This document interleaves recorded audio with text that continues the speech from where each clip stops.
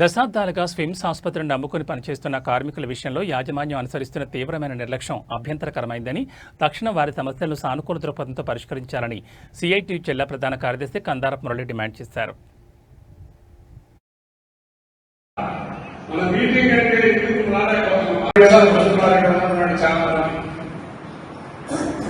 కనీసం ఒక అధికారులు మన దగ్గర మాట్లాడుతున్నారంటే వాళ్ళు చెప్పేదానికి మనం మీటింగ్ రావాలమ్మా. సమస్య మాత్రం ఎవరైనా ఇబ్బంది పెడుతున్నారు, తప్పుగా మాట్లాడారని మాత్రం చెప్తారు కదా. మన మీటింగ్ అంటే అందరికీ ముందుగా మన సిఐటి తరఫున నేను నమస్కారం తెలియజేస్తాను.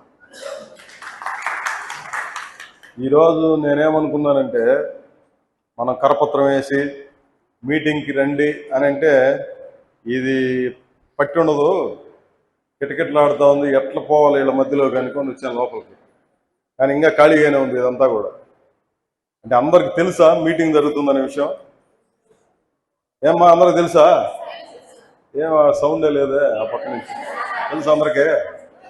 మీకు అందరినీ అవన్నీ పెద్ద విషయాలు కాదు, ఈ రెండే ప్రధానమైనటువంటి విషయాలుగా మనం పోరాటం చేస్తే మనకు ఊహించనంటే మనం ఊహించినంత కాదు, మనం ఊహించాం ఇంత పెద్ద పోరాటం అవుతుంది. ఎందుకంటే కార్మికులందరిలో కూడా తీవ్రమైనటువంటి వ్యతిరేకత ఉంది కాబట్టి ఇది పెద్ద పోరాటం అవుతుంది అన్నటువంటి అభిప్రాయం మనకుంది.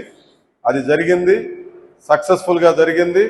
స్విమ్స్ చరిత్రలోనే ఎప్పుడూ లేనట్టుగా కార్మికులందరూ ఏకోన్ముఖంగా ఒకటై పెద్ద ఎత్తున పోరాటం మనం అందరూ చేసి సమస్య పరిష్కారం కల వాళ్ళందరూ ఇక్కడికి వచ్చారు.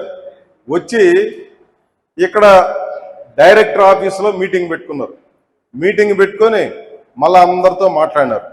ఆ మీటింగ్కు పోయే ముందర ఇక్కడ ఉన్నటువంటి మన కమిటీ నాయకుల్ని, రవిని, గోపిని, ముత్తుని, వేలు, ఇట్లా రకరకాల వాళ్ళు మన వాళ్ళందరూ ఉన్నారు కదా, అందరిని పిలిపించుకొని ఒక అధికారి ఆయన ఆఫీసులో కూర్చొని పెట్టుకొని మిమ్మల్ని ఉద్యోగంలోంచి తీయేస్తాం, మీరు ఈ పోరాటాలు అని పెట్టుకున్నారంటే పోలీస్ కేసులు పెట్టిస్తాం, మీకు బతుకే లేకుండా చేస్తాం అని చెప్పి నాయకులందరినీ కూర్చొని పెట్టుకొని బెదిరించారు.